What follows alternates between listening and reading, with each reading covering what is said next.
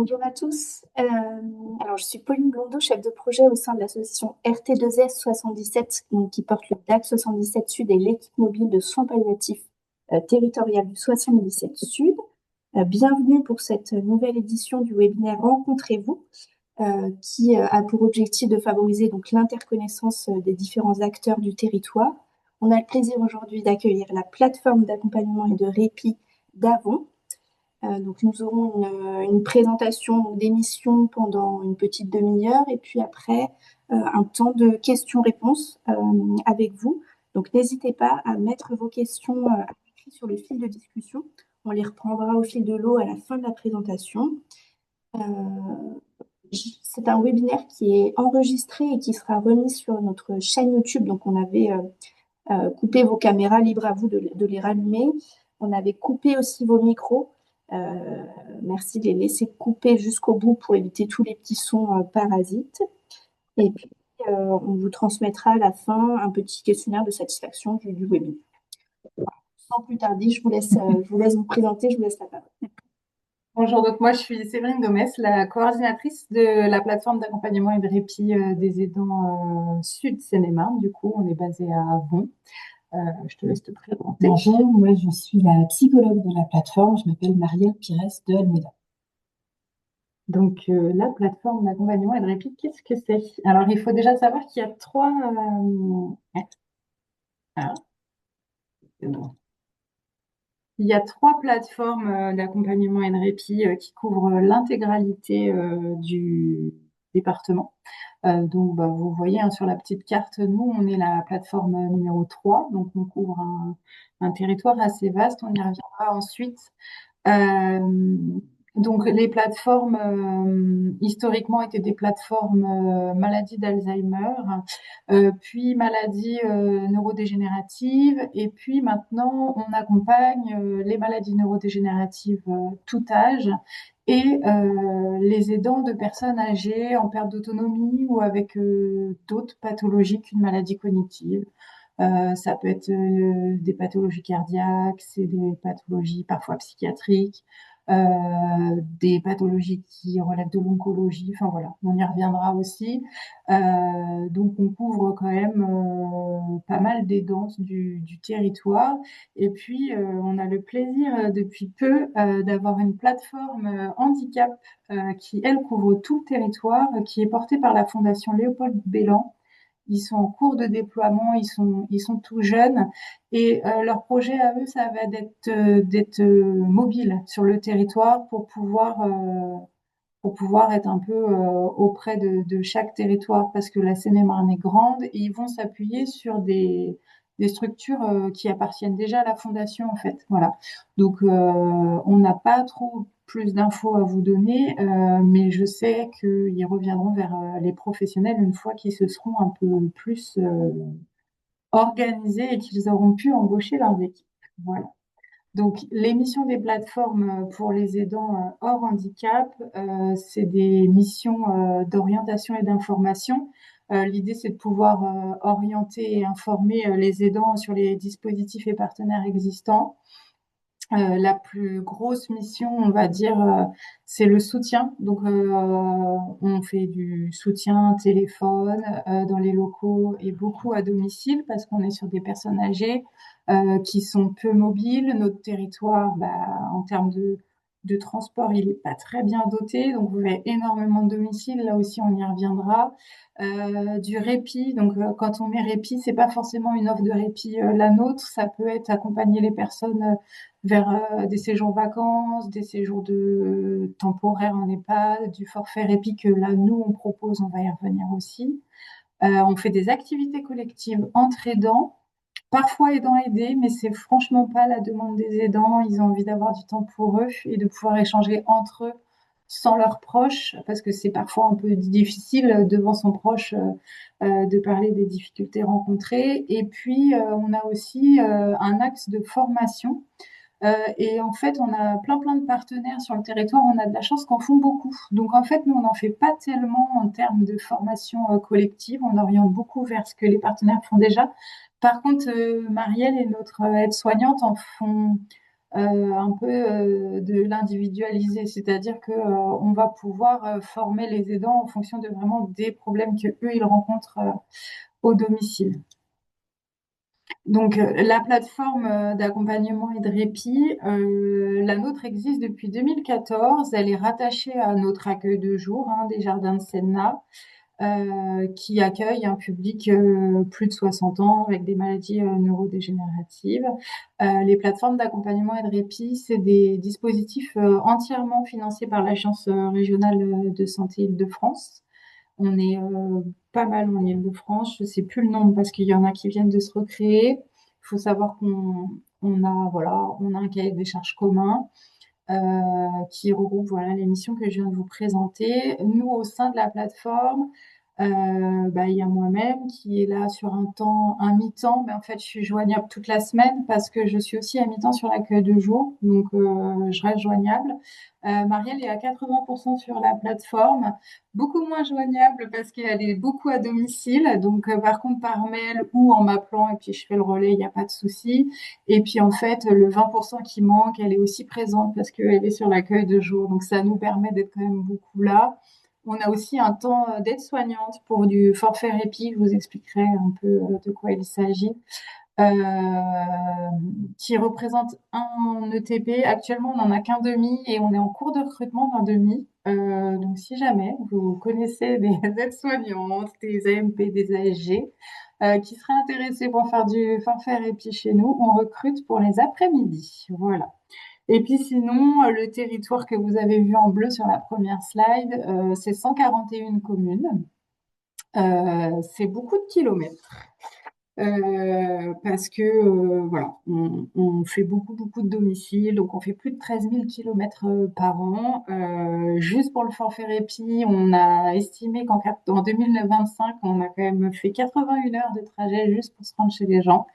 Euh, on aimerait faire plus en termes d'accompagnement, mais en fait, on est vraiment bloqué par ce territoire qui est vaste et qui n'a pas beaucoup de transport. Je vais laisser Marielle vous expliquer qu'est-ce qu'un aidant pour nous, parce que c'est quand même sa partie.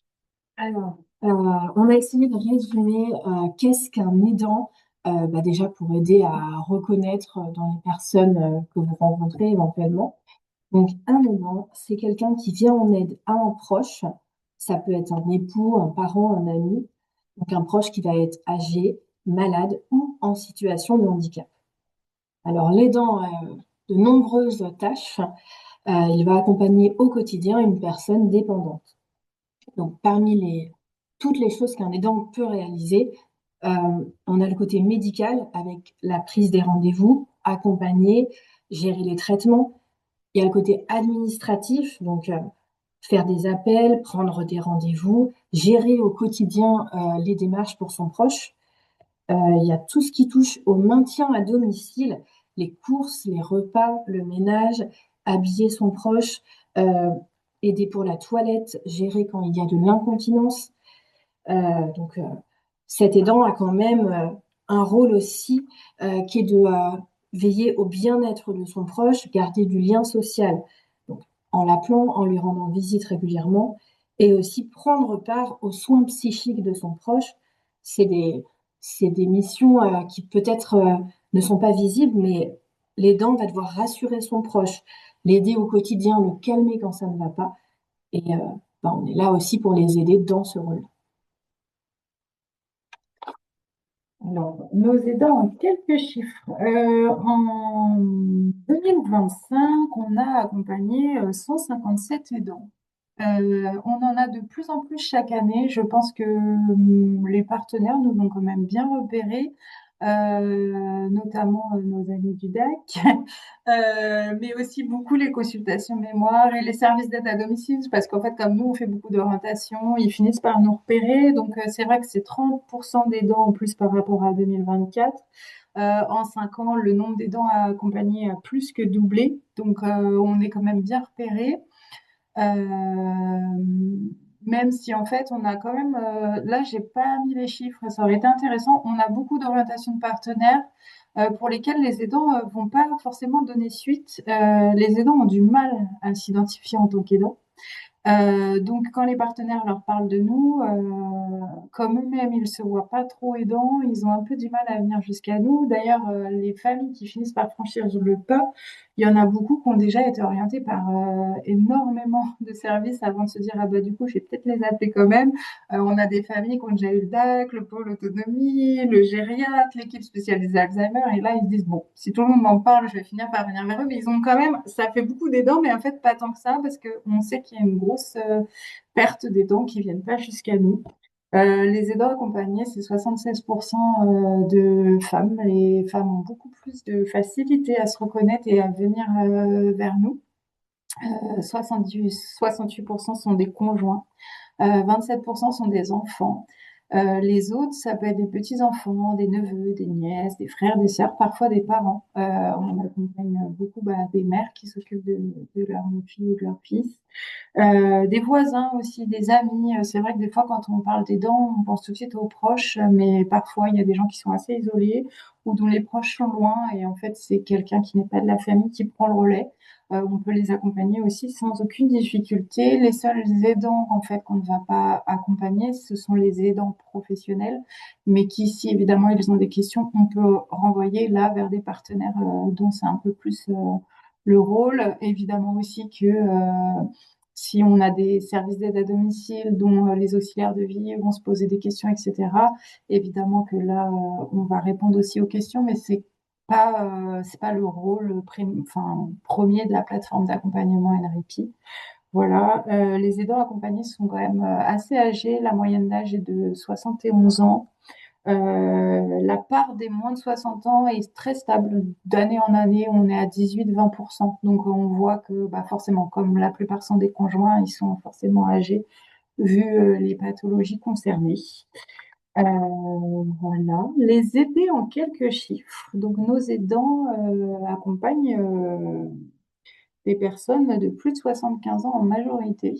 On est sur des pathologies neurodégénératives, maladie d'Alzheimer et apparentée. Là, c'est 52% des aidés accompagnés.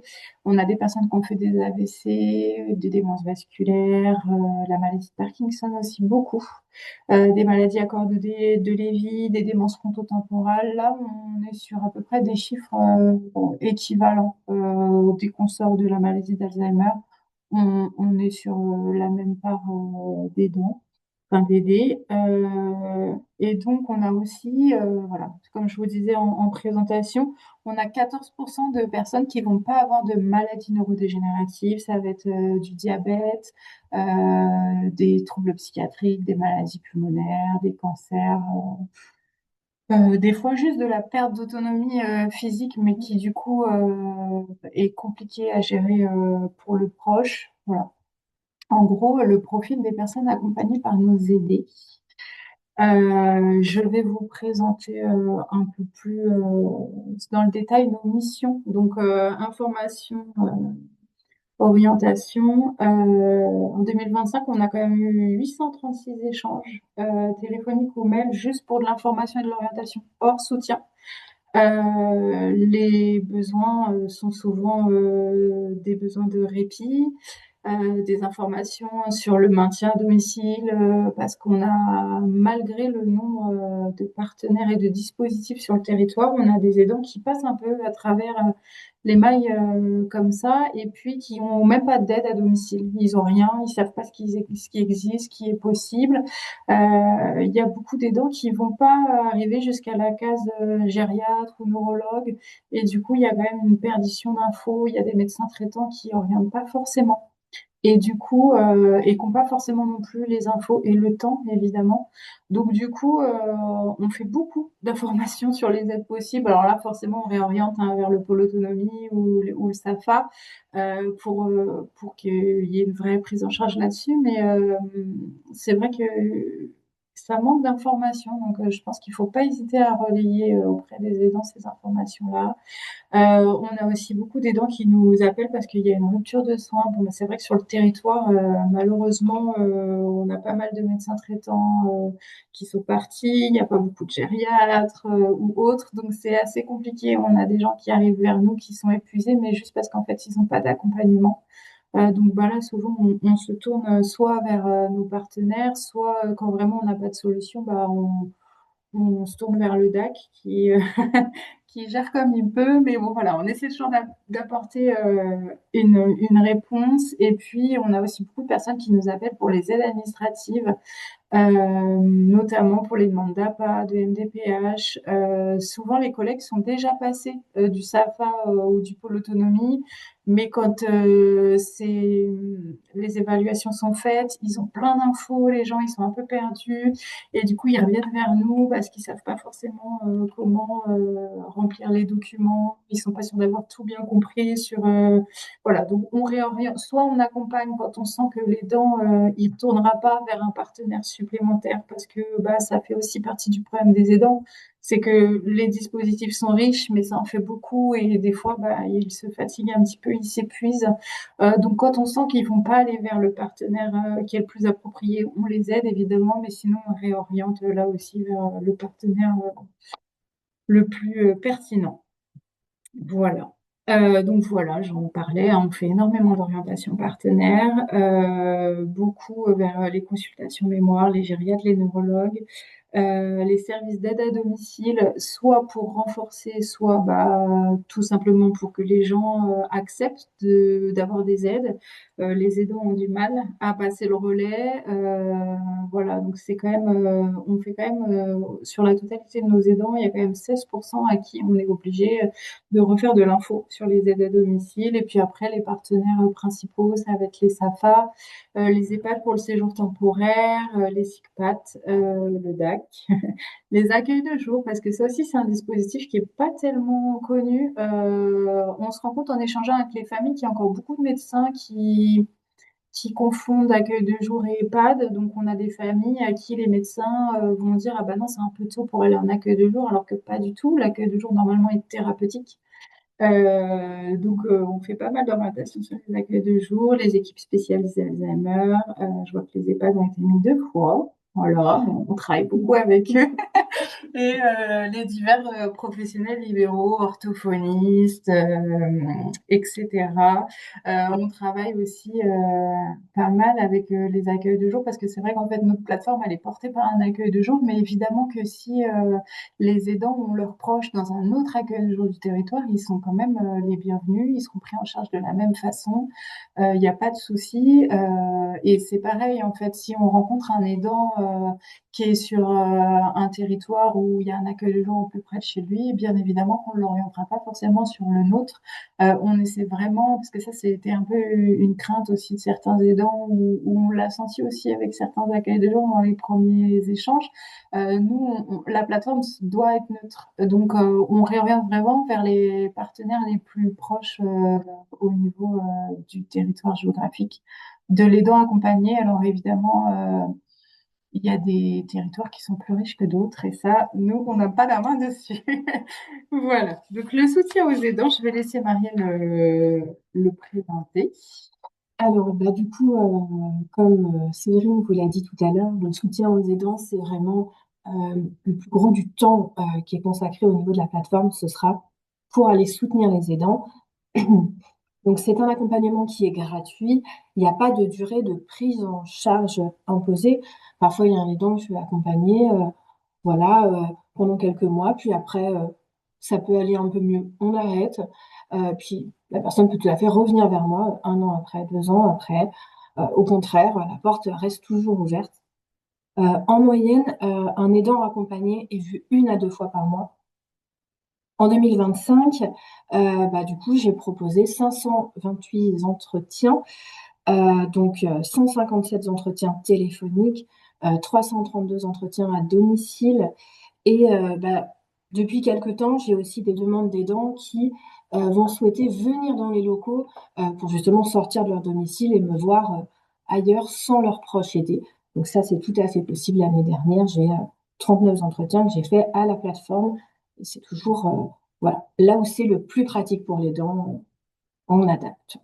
Après, voilà, pour les aidants qui peuvent pas se déplacer et qui ont la chance d'avoir un accueil du jour pour leurs proches, Marielle essaie toujours d'aller faire la visite, à moins que l'aidant veuille que son proche soit présent, mais c'est vrai que c'est assez rare. On essaie de se caler sur leur créneau où on sait que le proche va être à l'accueil du jour, ou va être sur son rendez-vous orthophoniste, ou le rendez-vous kiné. Enfin, on essaie de s'arranger au mieux quand l'aidant arrive à avoir quand même des petites fenêtres comme ça où il est seul sans son proche. On essaie voilà, de se caser au mieux, c'est pas toujours possible. Voilà. Les entretiens téléphoniques, c'est beaucoup les enfants, parce qu'ils sont souvent en activité, donc c'est un peu compliqué. On en a beaucoup qui sont loin aussi, leurs proches sont restés sur la région, mais eux pas forcément, donc c'est un peu plus compliqué en visu. Voilà. Alors, j'ai essayé, voilà, là, de vous donner une idée des thèmes, des raisons, voilà, pour lesquelles certains aidants, voilà, de quoi on parle, sur quel sujet j'essaie, moi, de les accompagner. Alors déjà, plein d'étapes, mais la première étape qui peut nécessiter à un moment donné d'échanger avec l'aidant, c'est quand on a l'annonce d'un diagnostic, la recherche d'un diagnostic. À ce moment-là, voilà, il y a des termes qui leur font peur, il y a des termes inquiétants. Quand ils entendent parler de maladie d'Alzheimer pour la première fois, quand ils entendent parler de soins palliatifs, voilà, il y a des termes comme ça qui reviennent. Euh, J'accompagne les aidants sur plein de domaines liés au quotidien, la perte d'autonomie du proche aidé, le fait que les pathologies évoluent. Alors là-dessus, je vais faire à la fois du soutien, mais aussi de la formation. Quand il y a des nouvelles difficultés qui apparaissent, donc leur expliquer où est le rapport avec la pathologie connue, qu'est-ce qui peut arriver, quand est-ce qu'il faut s'inquiéter aussi. Voilà, donc après, on parle de l'impact des pathologies, donc ça aura un impact sur la relation aidant-aidé ou sur la relation entre l'aidant et son entourage. Donc, on va parler de santé physique et santé mentale de l'aidant. Pour ça, j'utilise systématiquement, quand je rencontre l'aidant, je vais lui proposer de réaliser la grille du ZARIT ou du mini-ZARIT. Donc, il s'agit d'un questionnaire élaboré par des gériatres qui évalue la fatigue de l'aidant. On appelle ça le fardeau. Donc, je propose, c'est pas se réaliser systématiquement, mais ça permet de savoir où l'aidant se situe par rapport à son rôle d'aidant, justement. Euh, alors après, d'autres choses qui peuvent venir régulièrement, ce sera des demandes pour comment accompagner son proche, comment le faire soi-même. Donc là-dessus, je vais être plutôt dans du conseil, dans du soutien. Euh, une grosse partie du temps à domicile est quand même consacrée à parler des aides existantes, parler des aides qui pourraient les aider, comment les mettre en place. Donc là aussi, c'est un peu de la formation, leur expliquer ce qu'on peut réaliser, ce qui pourrait les soulager et les accompagner aussi quand ça ne se passe pas bien, avec un service, avec une personne, comment être plus clair, comment demander les choses. Bon, plein de cas de figure différents, mais c'est pas simple d'accepter que quelqu'un vienne au domicile pour aider le proche. On est sur une génération aussi qui a encore un peu de mal à exprimer vraiment ses attentes. C'est-à-dire que on va avoir beaucoup de plaintes, par exemple, sur les aides ménagères, parce qu'elles font pas comme eux, ils aimeraient, mais en fait, ils le formulent pas. Donc, en fait, Marielle, elle a aussi un gros boulot de coaching des aidants pour qu'ils puissent un peu dire quelles sont leurs attentes auprès des différents intervenants. Et puis, ça va aussi être très dépendant Enfin, si l'aidant a un proche aidé, par exemple, qui est dans le refus, bah, il arrive qu'on ait à échanger, même avec l'intervenant à domicile, finalement. L'aidant me demande qu'est-ce que vous avez remarqué, comment faire le jour où il refuse la toilette. Voilà, c'est plein de situations qui peuvent être un peu compliquées au domicile. Voilà, aider l'aidant à identifier ce qui pose souci, comment en parler ensuite avec l'intervenant. Voilà. Dans certains cas, même nous-mêmes, il arrive que des aidants me demandent de contacter l'intervenant et de dire voilà ce qui s'est passé avant votre arrivée et qui n'a pas pu être dit en présence de la plus proche aidée, par exemple. Bon, on a quand même affaire à des aidants très fatigués qui sont voilà, qui parfois dorment mal, qui souvent sont préoccupés par plein d'aspects du quotidien, par ce qui peut arriver à l'avenir. Donc, on parle éventuellement des entrées en EHPAD, alors que ce soit de manière temporaire pour se reposer ou pour l'aidant quand il a besoin lui-même de soins médicaux, de prendre des vacances, d'être ailleurs. Donc là, on parle des EHPAD du côté temporaire, mais on prépare aussi quand pour l'aidant, ça devient trop compliqué, quand le proche aidé a voilà, plusieurs pathologies, c'est souvent le cas, parler aussi d'une entrée en EHPAD qui, là, serait au long cours, ne serait pas juste temporaire. Je les accompagne à entrer par la suite en EHPAD quand il le faut. Évidemment, avec toutes les pathologies que nos proches aidés vont avoir, on va aborder la question de la fin de vie, euh, la question du décès. Et on a maintenant, grâce au DAC, la possibilité de les orienter vers un groupe de parole ensuite également. Donc ça va être très intéressant pour nos aidants. Et c'est vrai qu'on a mis décès du proche aidé, mais il y a aussi une grosse question, c'est les aidants ont très peur de ce qui pourrait leur arriver à eux et de ce qui va arriver à leur proche aidé après. Donc c'est là aussi qu'on les accompagne beaucoup vers les démarches tout de suite d'aller visiter des établissements. Pourquoi pas, il y a certaines structures qui acceptent d'avoir des dossiers un peu en suspens comme ça au cas où il y a une urgence. Ça les rassure aussi beaucoup de savoir que ça existe et que ils peuvent un peu prévoir. C'est vrai que ça enlève un peu du stress parce que ça c'est un vrai sujet. Les aidants du coup prennent peu soin d'eux. On en a beaucoup qui ont des pathologies qui sont parfois un peu plus, enfin, qui sont quand même limite presque plus importantes que leurs aidés. Et c'est vrai qu'on travaille aussi beaucoup là-dessus à les amener à prendre soin d'eux et à leur expliquer que c'est important. Ils ont beaucoup tendance à s'oublier. C'est ça, en fait. Je parlais de la santé, mais finalement, je me retrouve à dire à un aidant assez régulièrement, là, votre proche, il lui est arrivé ça. Vous êtes allé voir le médecin, mais là, ça ne va pas. Donc, il faut retourner voir le médecin. Et ça, je le dis chaque semaine à un aidant différent, chaque semaine, c'est sûr. C'est vrai que surtout les couples, ils ont tendance à prendre leur rendez-vous chez le médecin ensemble et puis tout tourne autour de l'aider, donc ils oublient un peu de parler d'eux et il y a des pathologies quand même assez importantes qui traînent du coup. Donc on est aussi beaucoup en train de pas de les forcer, mais presque à prendre soin d'eux. C'est un vrai sujet. C'est vrai que, puis les médecins aussi, en fait, des fois, ça nous arrive d'échanger avec les gériatres, etc.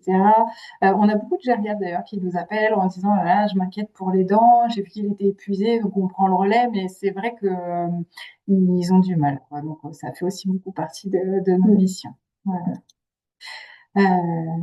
Donc, c'est toi qui gères. Au niveau des aidants, on va essayer de les inciter à s'occuper de leur santé, mais même de manière préventive, à prendre du temps pour eux. Donc, au niveau de la plateforme, on propose, nous, des temps de loisirs, des rencontres avec d'autres aidants et des temps de bien-être plutôt côté individuel. Donc, alors déjà, le rendez-vous qui est vraiment tous les mois sans faute, c'est le restaurant entre aidants. Donc, en ce moment, c'est souvent le mardi et viennent les aidants qui peuvent. Et c'est vraiment un temps d'échange qui n'est pas formalisé. Ce n'est pas un groupe de parole. Forcément, à un moment donné, les aidants parlent entre eux de leurs proches, mais c'est avant tout un moment convivial. C'est vrai qu'au début de la plateforme, on avait mis un peu en place des groupes de parole, des groupes thématiques, et ça fait un peu peur quand même aux aidants, et du coup, ils viennent pas forcément. Alors qu'à ce fameux restaurant, c'est là où on a le plus d'aidants, et en fait, ils échangent énormément entre eux sans s'en rendre compte. Et c'est vrai que c'est très riche pour eux, alors que si on formalise ça comme un groupe d'échange, là, on a 2, 3 personnes seulement qui viennent. Ça leur fait toujours un petit peu peur dès qu'on met une étiquette. Voilà. Alors, on a la chance de pouvoir proposer des activités via des intervenants extérieurs. Donc, on a un réflexologue une fois par mois qui peut proposer 4 séances individuelles offertes par la plateforme. On va mettre en place, là, pour ce mois de mars, une séance de sophrologie en groupe, une séance de yoga sur chaise, et ensuite, ce sera bien une par mois pour les deux, donc un groupe qui peut accueillir jusqu'à 10 personnes. Dès qu'il fait beau, donc là, avril-mai, on va commencer à donner des dates. On propose aux aidants de venir en forêt sur des sentiers adaptés PMR, ce qui permet de venir également pour ceux qui le souhaitent, avec leurs proches aidés.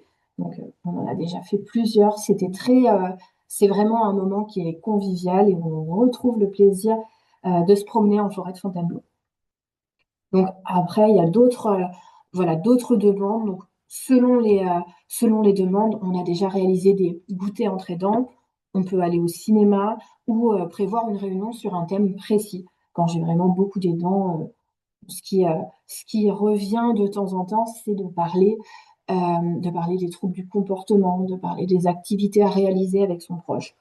Ça peut être des réunions proposées. En 2025, 32 aidants ont pris part à au moins un type d'activité proposée. Bah, il y a quelques contraintes malheureusement, hein, c'est que certains aidants n'ont pas de voiture euh, ou ne peuvent pas déplacer leurs proches aidés, n'ont pas forcément un proche à qui confier le proche aidé.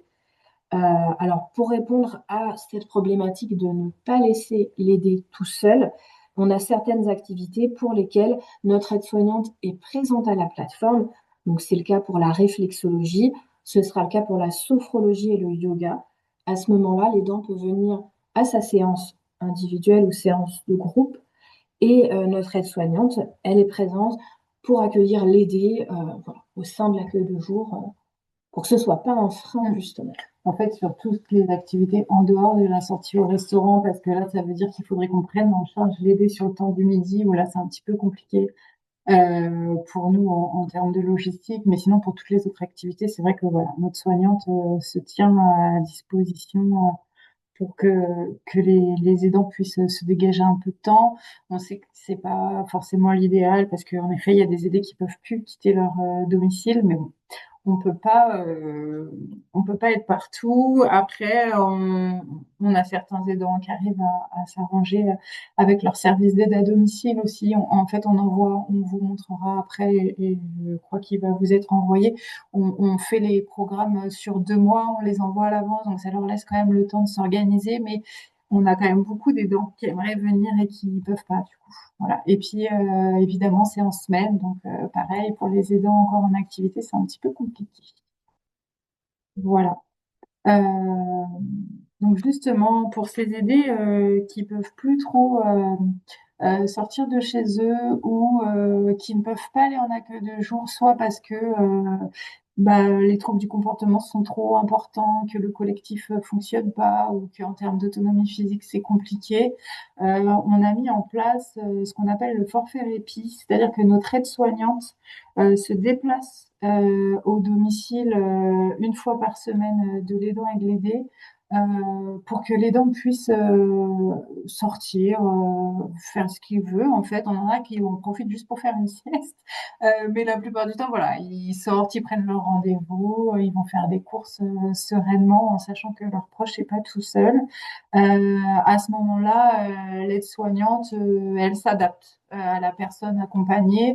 Ça peut être des balades pour ceux qui le souhaitent et qui peuvent encore. Ça peut être des activités comme des jeux de société, des activités, écouter de la musique, faire des petits massages, de la manicure pour les dames, ou parfois juste être là, être présent. On a des aidés qui dorment quand l'aide-soignante se déplace, mais au moins l'aidant, il est tranquille, il sait qu'il peut s'absenter avec quelqu'un auprès de son proche. C'est des prises en charge qu'on est obligé de faire seulement sur 6 mois parce qu'en fait, on a beaucoup de demandes et qu'on essaie quand même de faire en sorte qu'il y ait le plus possible d'aidants qui puissent en bénéficier. À l'issue des 6 mois, on va chez un autre aidant. Si par chance pour l'aidant, il n'y a pas de demande de liste d'attente à ce moment-là, on continue jusqu'à ce qu'on ait une nouvelle demande, mais c'est un petit peu rare. Là aussi, ces forfaits répit sont gratuits pour les aidants, vu que ça rentre dans les financements de l'ARS. En 2025, on a pu accompagner seulement 9 aidants. Ça a quand même fait 146 heures de répit pour eux. On en avait presque autant sur liste d'attente. Du coup, là, on est en cours de recrutement, comme je vous l'ai dit, pour un temps, enfin un demi-temps en plus, en espérant pouvoir étoffer dès que possible cette offre. Alors, voilà. C'est vrai que le forfait répit, sur certaines personnes, on a accepté de le faire aussi pour les gens éligibles aux accueils du jour, enfin qui avaient un profil accueil du jour mais qui voulaient pas y aller, en se disant que peut-être que en faisant des activités à domicile, etc., ils y prendraient goût. On le fait, ça c'est pareil, quand on peut se le permettre, hein, en termes de dispo et qu'on n'a pas des gens qui sont un peu plus en demande. Et c'est vrai que ça a quand même fonctionné pas mal sur certains. Ils se sont rendus compte que finalement c'était sympa et ils ont accepté de faire des essais en accueil de jour. Donc ça peut aussi servir à ça, mais c'est vrai qu'on essaie dans un premier temps de vraiment aller vers les aidants qui n'ont pas du tout d'autres solutions. Voilà.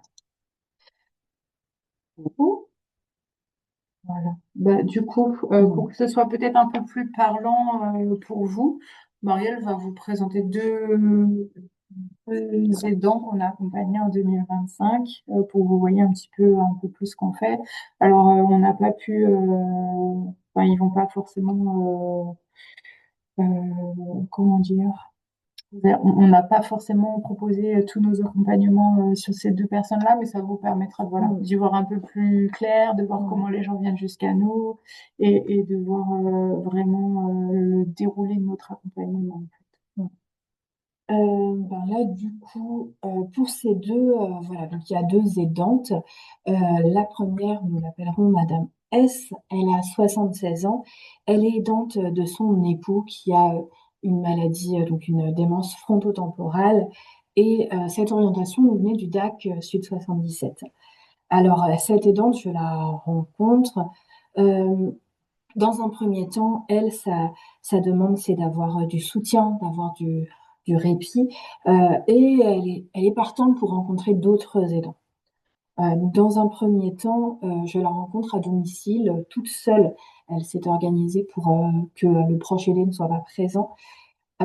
Et donc, lors de ce rendez-vous, voilà, ce qui va vraiment ressortir, c'est qu'elle a besoin de soutien parce que son proche évolue, son proche a des comportements qu'elle ne comprend pas.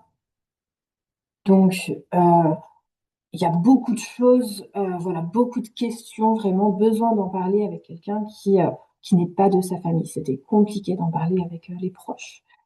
Donc, le soutien, il s'est surtout fait par téléphone. Son époux a pu bénéficier d'accueil de jour. Euh, donc, on s'organisait pour s'appeler plusieurs fois par mois lorsque son époux était en accueil de jour. Il y a eu des aides à domicile et c'était pas facile d'accepter. Voilà, le fait que certaines personnes interviennent auprès de son époux, parfois c'était un peu dur, il y avait un peu de conflit qu'elle observait. Donc, c'était aussi un travail pour accepter ces interventions-là, et alors que son époux continuait de se dégrader sur le plan cognitif. Cette aidante, elle a aussi profité du passage d'intervention au domicile pour venir aux activités entre aidants. On a abordé ensemble les séjours de répit, puis une entrée en EHPAD de manière permanente. Ça s'est fait vraiment de manière progressive, je dirais, sur une année de temps. Donc c'est un accompagnement qui a été assez complet, mais finalement, voilà, on a pu voir plein de choses ensemble. Et pour l'anecdote, cette aidante, la dernière fois que je l'ai rencontrée en séance individuelle, c'était au domicile, en présence de son époux, pour justement parler de cette entrée en EHPAD, répondre aux éventuelles questions. Ils avaient aussi tous les deux besoin, voilà, de parler de l'avenir, continuer à se voir, comment aborder tout ça. Et donc, c'était une jolie dernière séance aidant-aidé. Ensuite, là, j'ai une autre aidante, donc on l'appellera Madame D. Donc, Madame D, je ne l'accompagne plus. Elle avait 68 ans quand j'ai arrêté de l'accompagner. Son époux, 80 ans, il était atteint de multiples pathologies. Alors, des problèmes cardio-pulmonaires, des soucis au niveau rénal, il y avait un suivi oncologique. Et suite à tous ces soucis de santé, on a découvert une démence vasculaire. Cette orientation, c'était en un premier temps l'ESA. L'ESA était venue justement pour des ateliers mémoire pour l'aider. et nous a repérés voilà, comme pouvant aider cette aidante, déjà au niveau du soutien. Ensuite, la formation, donc l'aider, elle, à comprendre qu'est-ce qui arrive à son époux. Et très vite, on a aussi repéré qu'il y avait besoin de répit. Donc là, on a fait les choses différemment. La première chose qu'on a proposée, c'était de mettre en place le forfait répit.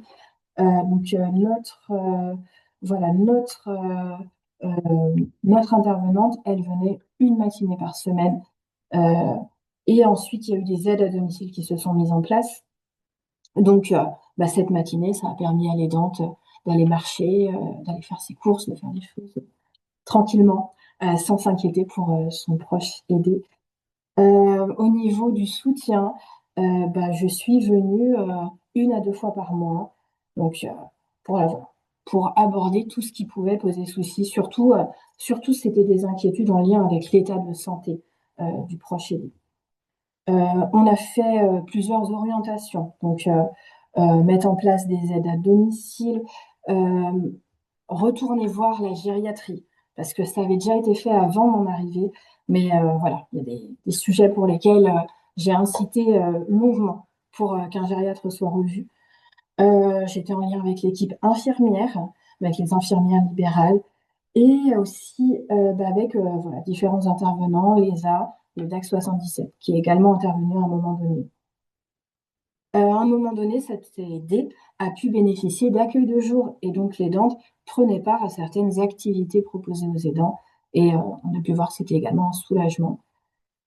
Pour cette aidante, ma dernière intervention, ça a été après le décès de son époux et voilà, ça a vraiment été à toutes les étapes, voilà, toutes les étapes de la maladie du proche aidé et et avec une aidante qui a vraiment pris plaisir à échanger avec d'autres aidants.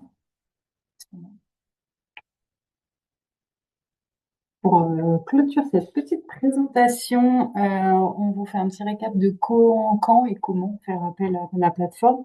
En fait, c'est à tout repérage d'un aidant, d'une personne âgée ou d'une personne atteinte de troubles neurodégénératifs.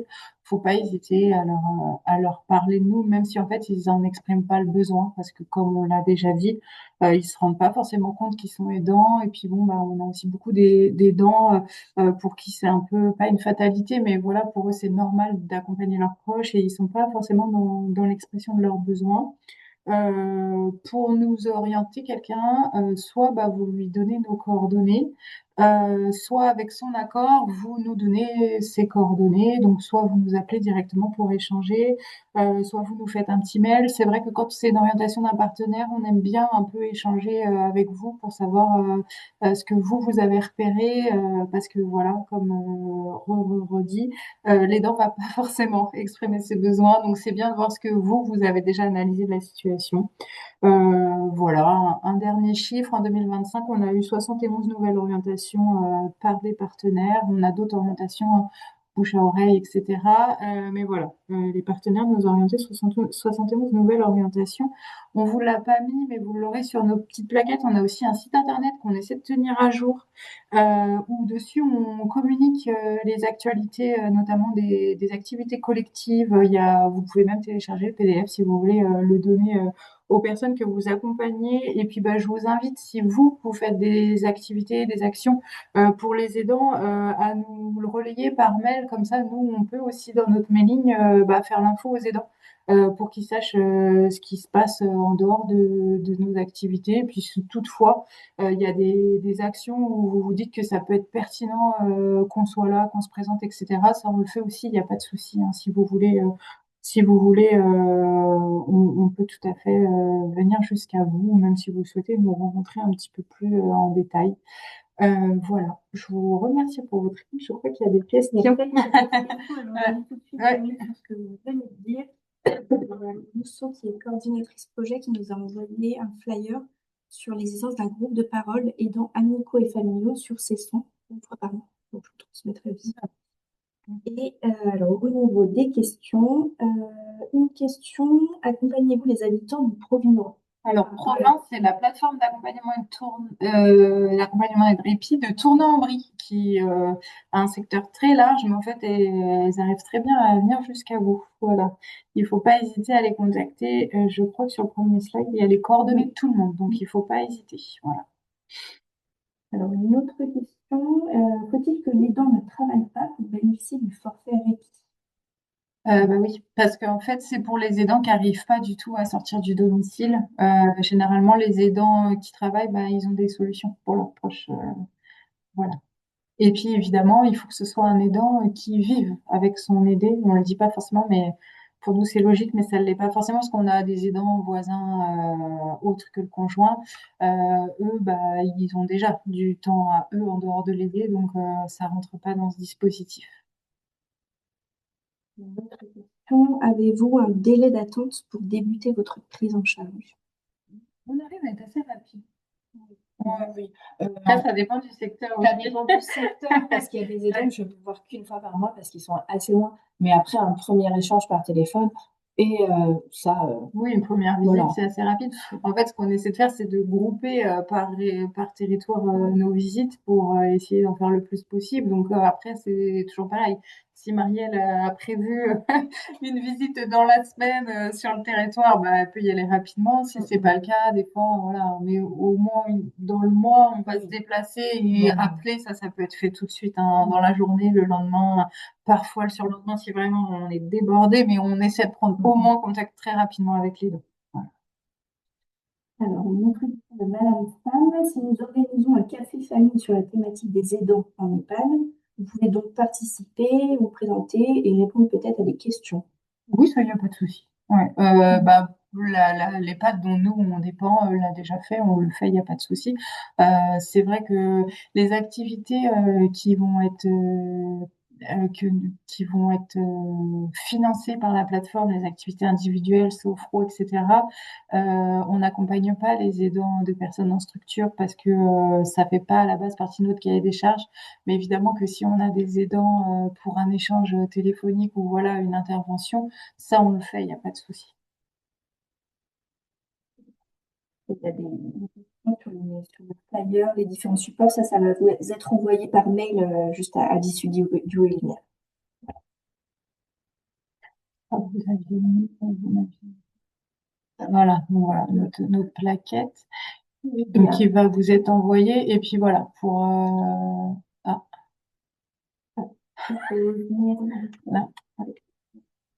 Donc voilà, là vous avez les activités voilà, pour exemple de mars-avril. Voilà. Pour les aidants, bah, c'est gratuit à part les sorties au restaurant où chacun paie sa part. Il faut juste bien s'inscrire parce que en fait, bah, on a un nombre de places qui est limité sur les autres activités et que nous, ça nous permet, si on n'a pas beaucoup d'inscriptions sur une date, de décaler la date, enfin voilà, de s'organiser au préalable. Donc, il faut bien leur dire de s'inscrire. Mais là, tous les aidants sont les bienvenus et il n'y a pas de reste à charge.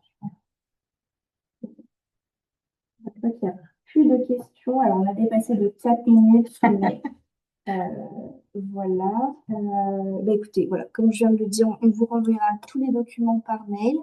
Et merci beaucoup de votre participation. Merci à vous. Bonne journée. Au revoir. Merci, au revoir. Merci, au revoir. Merci. Au revoir.